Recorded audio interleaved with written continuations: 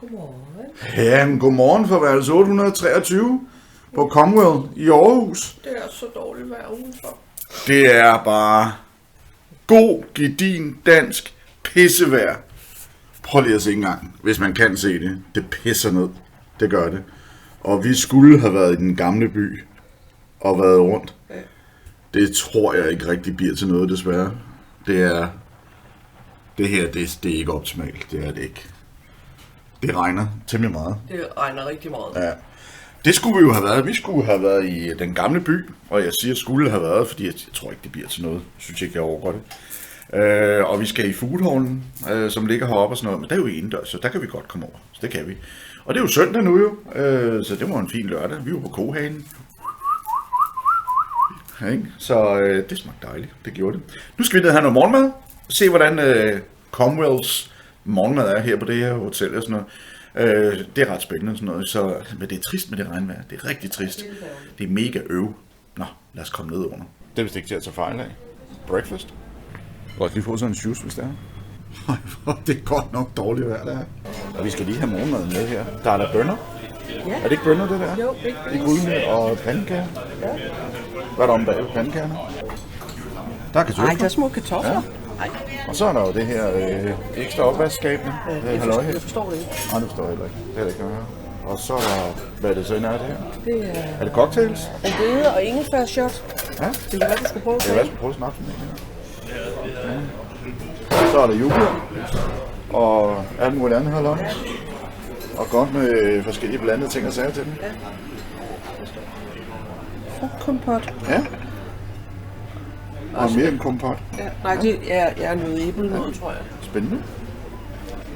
Det ser godt ud. Skal jeg tage sådan en her til dig? Det synes jeg godt, du kan gøre. Vi prøver chancen her.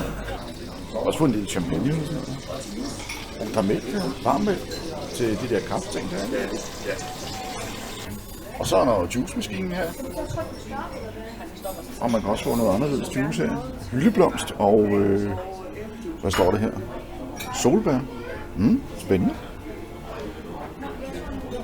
Og ost, og han har også pommes-syltøj op. Og den der sjove ost, den skal jeg have en skive af, kan jeg se. Det ser meget godt ud, det her. Ja, det er rigtig fint. Ja, det er ganske fint. Og så er brødafdelingen her. Ja, der er lidt forskelligt også. Ja, der er noget forskelligt at nappe af her, jo. Og små rundstykker. Ej, der er snegle. Ja, der er en snegle. Ja. Må ikke vi vil med det? Det tænker jeg nok, vi gør. Det skal vi i Foodhallen til nu. Nå, er du klar? Ja, da. Så er der blevet taget her, og jeg har fået fyldt tallerken som så vanligt. Fået verdens mindste håndværker her. Ja. Og den er endda lun. Ja. Og lidt pålæg.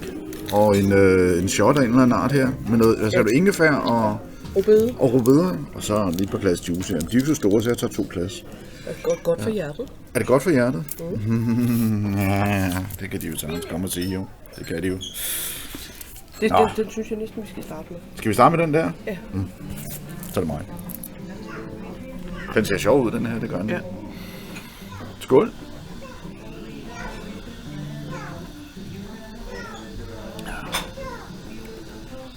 En lille smule stærk. Det smager underligt. Men der er jo ingefær i, så det smager sådan. Ja, rødbeden har også en lidt jordet. Så kan du smage det der jordet? Det er stærkt. Du kan ikke røde i hovedet, lille skat. Ja. Jeg drikker jo ingefær hver morgen alligevel, jo, men den er noget stærkere end den her, jo. Ja, den smager fint. Det gjorde den. Ja. Og så kan du lige så godt starte, jo. Skal vi lige smage det her halløj her? Der var jo små tykke pølser i, jo. Den kan vi lægge ud med. Jeg synes, det er synd, at de putter baconen oveni. Fordi nu spiser jeg jo ikke bacon, så der går jo noget ud der. Er det sådan en Cerritos? Nej, det er en normal pølse. Ja. Den smager ganske udmærket. Og så lad os lige smage røre i den.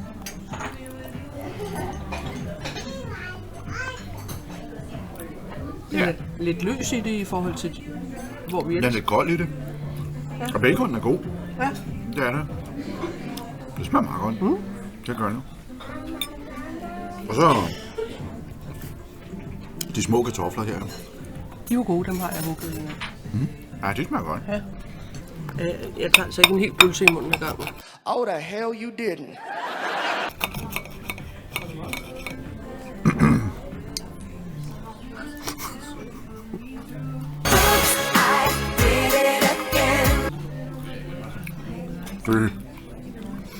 Er den god? Ja. Hvordan er ketchup? Er det Heinz ketchup? Eller er det slavet Nej, det ketchup? tror jeg ikke. Nej. Det smager... Altså, der skal Heinz på hver et bord. Det er ikke den lidt billige ketchup, det skal man ikke have. Men røgen smager faktisk meget godt. Den er lige til dig, den der, ja. Fordi den er god fast. Den er bare hakket i stykker. Så det passer med, at det kan ligge ned i de der skåle der. Jeg skal nok spise din bacon, hvis det er. Ja. Det skal ikke være et øjeblik i tvivl. Og manden han sagde, at det er på grund af madspild. Ja. De har ikke så meget madspild. Nej, men det er jo også fint nok, ja. Og så er det sikkert tænker meget opvask. Ja. Ikke? Altså, så det er bedst, ikke? Altså, bruge en masse energi på at vaske op, eller på madspild. Og du ved, det var æblemoster i noget, der hedder Mariendal Mosteri, eller sådan et eller andet. Luksus? Ja. Ja. Og hvordan smager Mariendal Mosteri? Det smager godt. Det skal vi lige have en styr på. Det er dejligt koldt. Ja. Det smager godt. Jeg kan godt mærke, at det er frisk. Ja. Vi vil gå i gang med at nyde vores morgenmad. Der er sådan set ikke andet for. Du siger, har der været mus i maden? Ja, musen har været at spise af den. Nej, har der været mus i maden her, ja. De har været sultne i løbet af natten. Ja. Hvad er det for noget? Sikke en urorden? Ja. Der smager faktisk meget godt i brødbrød her. Jeg er i gang med det halve af mine mini-håndværker her. Det er ganske udmærket. Det er det. Og syltedoller. Og du har fået et stykke franskbrød, ikke? Jo.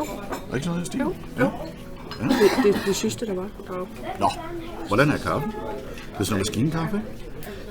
Ja, Jo, det tror jeg. Ja, maskine, ja. Jeg savner altså de der gode gammeldags kaffe, man havde på filter og sådan nogle ting der, som de gamle dage. Det savner jeg lidt. Det smager bedre. Så skal vi smage den der juleost der, den skal jeg smage lige om lidt. Nå ja, Se, det er to. Ja, jeg tog en skive der. Ja. Se, hvordan den smager. Ja. Så er det jo ostetid. Den her, nu kan jeg ikke huske, hvad det er for noget. Det ved jeg, den smager. Er det sådan noget chili? Noget, eller? Ja, måske.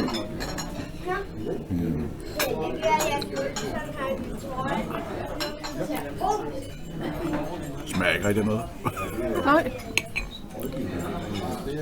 Jo, lidt. Der er noget chili i. Ja. Ganske udmærket. Ja, hvordan smager deres pålæg? Hvad for noget? Deres pålæg. Jeg har ikke smagt den dag nu. Men osten var god. Ja. Den ser fin ud. Nemlig. Ja, meget god rullepølse her. Ja. Så den glæder jeg mig til. Og god. Ja. God rullepølse. Ja. Så er det pandekagetid med 2 forskellige slags syltetøj. Den der, det er vist en jordbær. Den anden er noget solbær, tror jeg, en eller anden art. Og du kører wienerbrødstenen her. En lille snegl.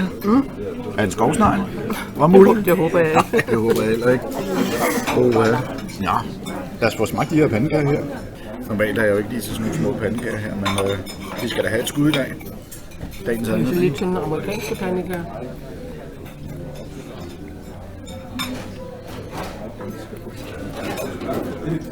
Kedelig. Smager ikke af det her. Det gør det ikke. Hvis ikke der var syltetøj på, så smager det ikke en skide. Men jeg tror, de skal være sådan. Skal det ikke det? Jeg tror, at amerikanske pandekager smager meget anderledes end Ja. de pandekager, vi laver i Danmark. Ikke? Prøv lige den anden syltetøj her. Den er god, jordbær. Er det god syltetøj? Det synes jeg.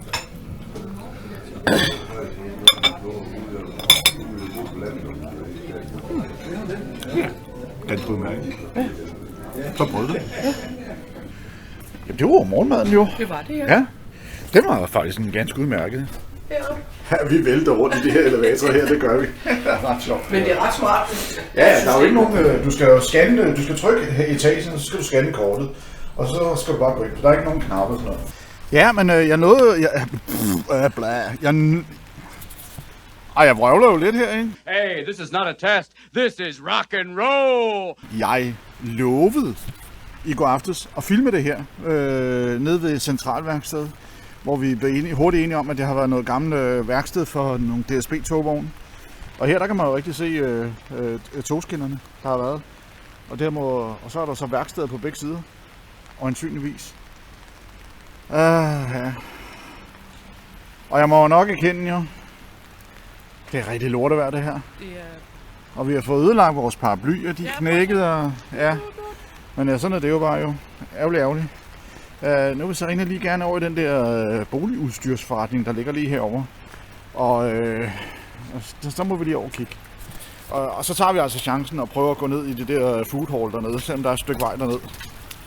Og der er vandpytter her, kan jeg se. Ej, det var ikke rart. Der var et vandpyt, jeg lige været igennem her. Nå, det er godt, at jeg har fået nogle ordentlige sko på. Men hun vil lige gerne derind og kigge. Ja. Så der lister vi ind og kigger, og så prøver vi at tage chancen. Det kan være, vi kan finde nogle nye stole derinde. Ja, vi skal have nogle nye spisebordstole. De er slidt op, dem vi har. Og så tager vi chancen og prøver at vandre ned i den food hall dernede, fordi det her vejr her, det skal ikke ødelægge alle vores gode planer, vi havde med Aarhus. Men nu skal vi lige ind og kigge herinde. Så er vi inde i Bolia og kigge. Der er mange fine ting herinde, det har det. Og meget lyst, meget lyse ting. De har fået en kæmpe succes i Tyskland. Ja, det er rigtigt. Vi har set en forretning med en til nede i Hamburg. Og det er jo selvfølgelig de samme ting, jo, ikke? Altså, men ja, det er jo fint. Det er dejligt med, at de kan få succes, ikke? Det er det.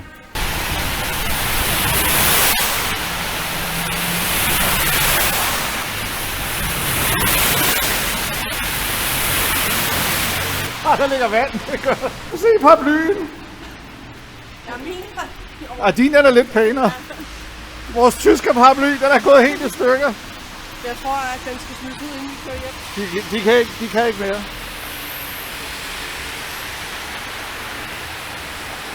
Oversvømmelse. Ja, men vi skal jo have lidt vand i Danmark jo, fordi at vi har jo ikke rigtig fået noget vand i meget lang tid jo. Så vi skal jo have lidt vand jo til afgrøderne. Det er helt sikkert.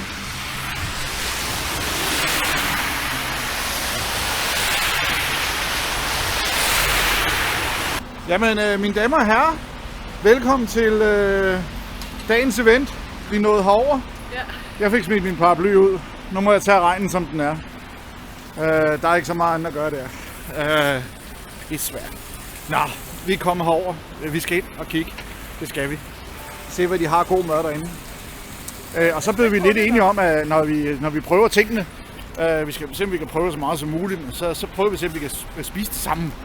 Så vi ikke skal have for mange ting. Så kan vi smage noget mere. Der vil vi køre ned en bus.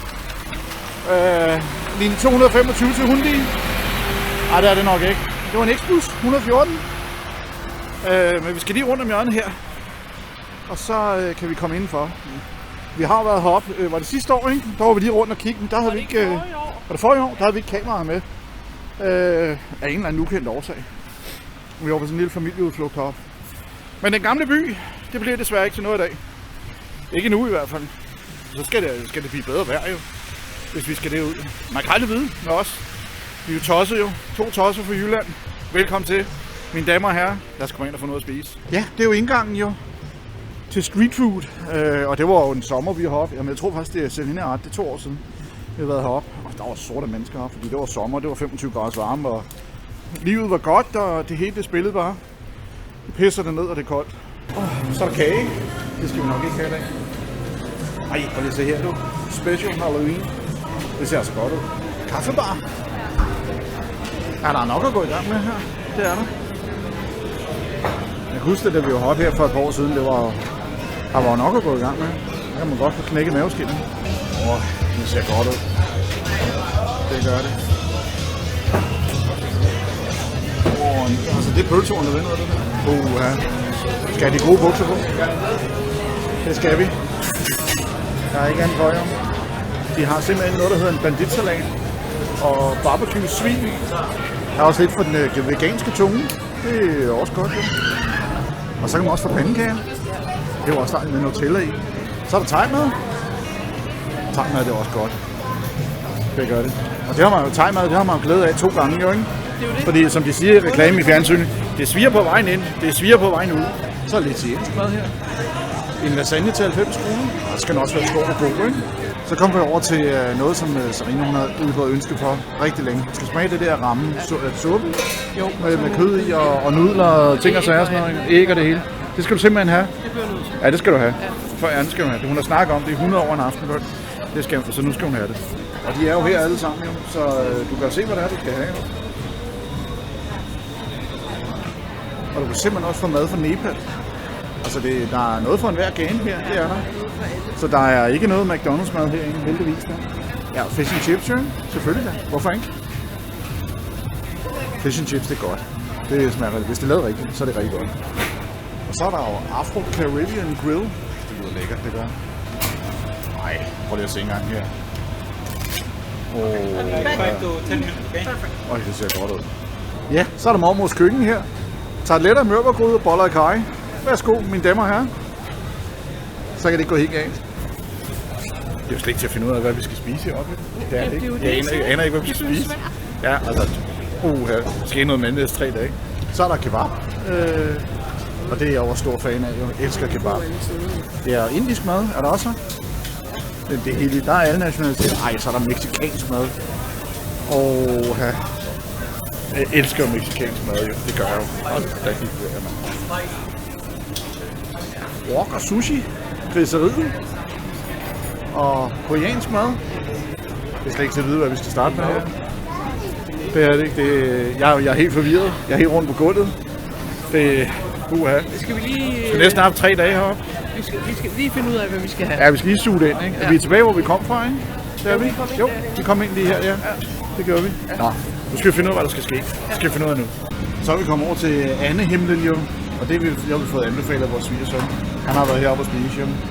Og det skal vi altså prøve. Der er ikke noget at rafle om. Og du skal smage det her... Du skal smage nudlerne herovre. Det skal du smage, ikke? Så det skal vi også. Jeg tror, vi starter ud med de 2 her. Nudler og så anden der. Det starter vi ud med. Det er helt spændende. Nå, så er vi over ved anden. Jeg tror, jeg snupper sådan en her. Så du bare sætter det over. Og så bestiller jeg denne her. Jeg har fundet noget at drikke. Ja, vi skal have noget at drikke. Vi skal have noget at drikke også, ja. Hi. I want a duck, Captain? Captain duck. Are there duck fat on the fries? Oh, cool. Så er vi i gang her. Det er andekød og pomfritter med andefedt på. Altså, det er jo... så er det lækkert, jo, ikke? Og så er der rammen herovre, jo. Ja. Det er så spændt på, om du kan spise det her. Om det er for stærkt til dig.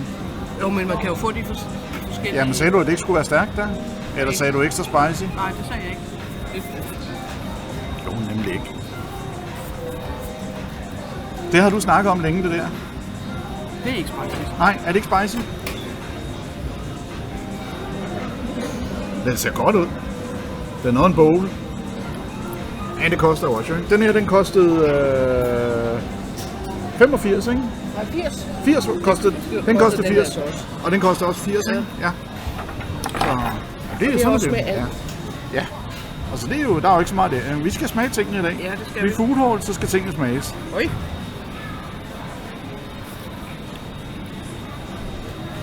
Og det er jo andekød, det der jo, ikke? Ja, er det godt?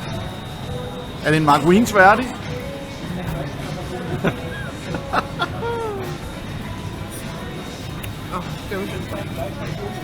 Så smag du. Ja, jamen altså, jeg skal også smage.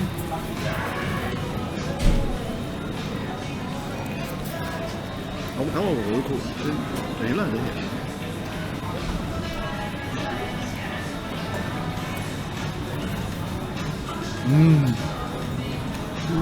Ja. Det smager godt. Ja. Smag de her pomfritter her med andefedt. Ja. De er varme, og man kan godt smage andefedten. Ej, det kan man. Ja. Det smager godt. Hvad var de der både for nogen? Der er and inde i, og så tror jeg, de har været ønskebrønden. Det ser lidt sådan ud. Så prøv du at smage sådan en. Er det fingermad? Det er det. Der går lige et øjeblik, kan jeg mærke. Okay. De er varme. Skal vi komme tilbage? Ja, vi kommer lige tilbage. Er du happy, lille skat? Det ved jeg ikke.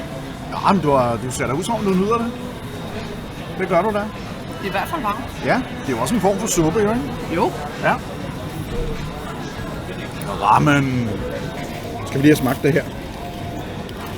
Hvad det så end er? Der er i hvert fald and inde i den, kan jeg se. Hvorfor Tog du den ikke med fingrene, skal? Nej, det er fint nok det her. Skal vi smage? Vi smage det.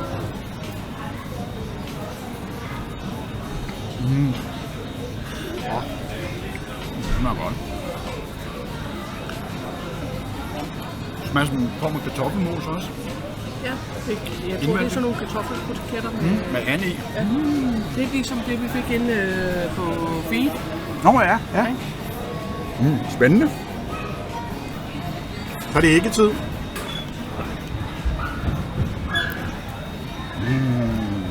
Hvordan smager det?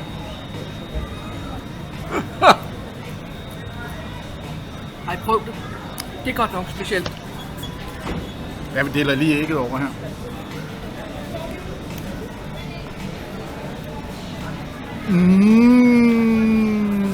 Jamen, er det ikke rigtigt? Nej, det smager godt. Det er jo det. Det er, nej, det smager godt. Det er godt æg. Wow. Hold da op. Det var godt træk. Og så fandt jeg lige ud af en fidus, at jeg tager min Anne Fitz pomfritter her og dypper ned i rammen her. Så bliver det endnu bedre. Det ser meget godt ud. Ja, vi går i gang med at nyde det her. Så skal jeg lige prøve noget Afro-Caribbean grill her. Jeg skal prøve denne her. Hot and spicy soja beef, og så skal jeg lige have lidt løgring med til. Og så noget hvidløgssovs. Og så har jeg fået nummer 91. Og det var 80 kroner for det. 60 for denne her, og 10 for løgringen og 10 for sovsen.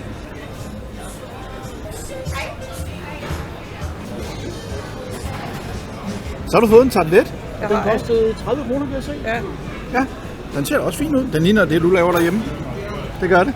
Ja, fuldstændig. Ja, det er den samme skal, du bruger også. Så skal du smage tarteletterne. Det skal jeg. Ja. Det bliver jo spændende jo. Vi ser, om Den det er i smager hvert ligesom fald dine tarteletterhaj. Og ingen fiskeboller? Det er kun dig, der er mærkeligt. Det er kun mig, der er mærkeligt, at jeg skal have fiskeboller på. Er det godt? Dem kan Lille godt lide. Dem kan Lille godt lide. De smager nemlig som mormors og mors. Ja. Ja, Lille, det er jo vores barnbarn, jo. Det er det jo. Den nyeste tilkomne. Vi har jo to, jo, ikke? Og hendes livret, det er tarteletter. Ja, hun elsker tarteletter. Hun bliver helt vildt. Hun elsker tarteletter, en lille bandit. Vil du smage? Nej, jeg så bare sidde den over. Jeg glæder mig til min stærke et eller andet, jeg har valgt deroppe. Så er vi klar med min afdeling her. Og nu, jeg er faktisk ikke helt i tvivl om, jeg er lidt i tvivl om, hvad det er for en form for kød. Men det er noget kød. Det er givet med noget grisekød, eller oksekød, det ved jeg ikke. Men han siger det stærkt, og det er jo så dejligt. Så har jeg fået noget hvidløgsstøbelse med, og løgringen, og lidt salat. Hvordan er tarteletterne? De er gode. Det kører bare? Gode, ja. Ja. Det er mormor-tarteletter. Det er mormor-tarteletter simpelthen. Ja. Nu skal jeg smage det her halløj her. Det bliver spændende. Du skal også smage. Nej, kom. Jeg har smagt. Jamen, du skal smage det her. Nej, det skal jeg ikke. Jo, du skal smage en bid, jo. Det var det, vi blev enige om. Vi blev enige om det. At vi skulle smage det. Ikke når han skal gøre det så stærkt, så det er også ondt i morgen. Det er oksekød.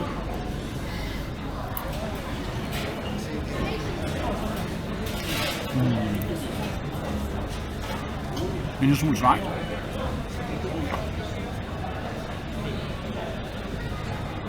Det er sådan, der er peber på, og noget form for chili. Kan jeg smage? Ja. Det smager meget godt. Han sagde, det var stærkt. Altså, det er jo så relativt. God løgring også.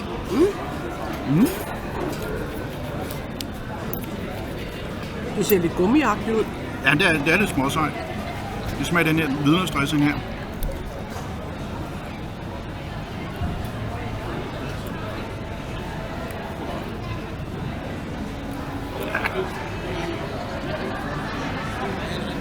Ja, det smager meget godt. Det gør det. Det er sådan... Ej, det kunne godt gøres bedre, kan jeg høre. Ja, det kunne godt gøres bedre. Nu skal du være ærlig og sige, at det kunne godt gøres bedre. Det er okay. Det må man godt sige. Ja, jeg ved ikke, hvad det er for noget kød. Men det smager okay. Det gør det. Ja. Nu dypper vi det her i det grønne her.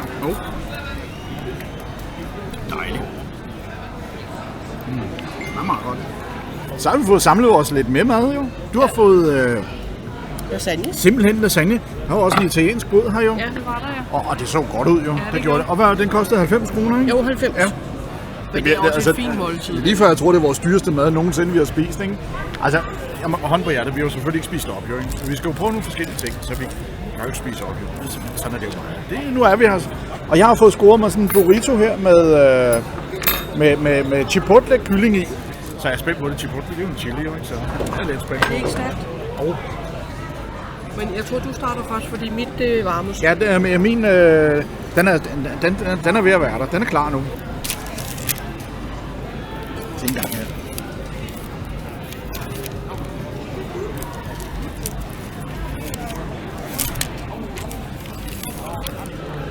Øj, det ser godt ud, det gør det altså.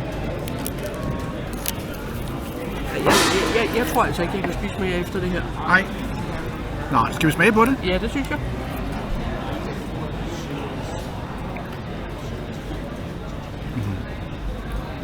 Det ser noget mere yummy ud, end det andet, du fik ud. Det smager godt. Der er godt med fyld i. Det dufter i hvert fald af mexicansk mad. Mm. Skal vi så ikke bare sige, at det smager også af mexicansk mad? Ja. Det gør det.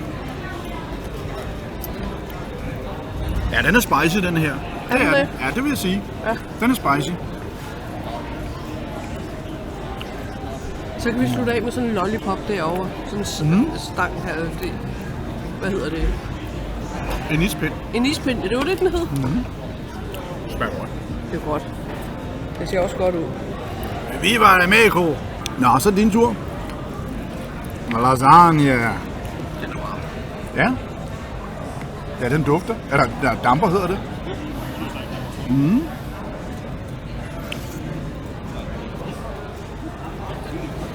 Ja. Ned ad hagen og det hele. Ej, det man må godt spille med det der. Ja, det er meget varmt. Så skal du booste på det. Som du siger til vores barnebarn. Du skal booste. Nå. Den er varm, kan jeg se. Og den ser godt ud. Og den dufter godt. Mm. Det gør den altså. Og jeg tror, vi snart er ved at være der. Vi har efterhånden fået lidt en del at spise, jo. Det har vi. Den smager 500 gange bedre, end den jeg fik nede på ferie. Ja. Op på Skansen deroppe. Ja. Ej, det var også noget skrammel, det var det faktisk. Ja, det var ikke så godt. Ja, vi har været uheldige 4 gange. Jeg tror nok, vi har egnet os frem til 4 gange, at vi var uheldige på ferien med maden. Så... Men ved du hvad? Sådan er det bare. Vi ved det til næste gang. Ja. Og I ved det også til næste gang, hvis I kommer derned. Lige nok. Af, hvad I skal være opmærksom på. Lige nok. Man bestemmer selvfølgelig selv, hvor man vil spise hjemme og sådan noget. Men altså, det er bare, så ved I det. God råd for os. Og den ser god ud. Det er den også. Det gør den altså. Og jeg kan godt lide også lidt lasagne, når du laver den derhjemme. Den smager også godt. Ja. Det gør den. Så smager den her lidt anderledes. Ja, din er bedre, ikke? Nej, det synes jeg ikke. Der er mere kød i min. Ja. Nu skal jeg have mig et stykke burrito mere. Det skal jeg. Ja. Sæt i gang. Så kører vi bare ud af. Prøv jo foodhallen oppe i Aarhus. Vi er godt fyldt nu. Og nu er det desserttid. Det er det simpelthen. Så det er 2 stykker hjemmelavet pistache.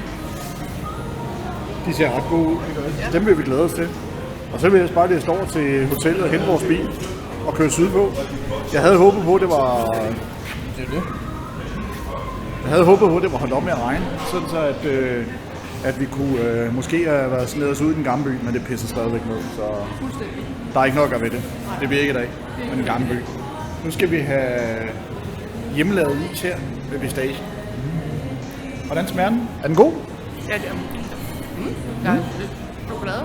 Ja. Det er godt. Nå, vi skal ud i det våde vejr lige om lidt.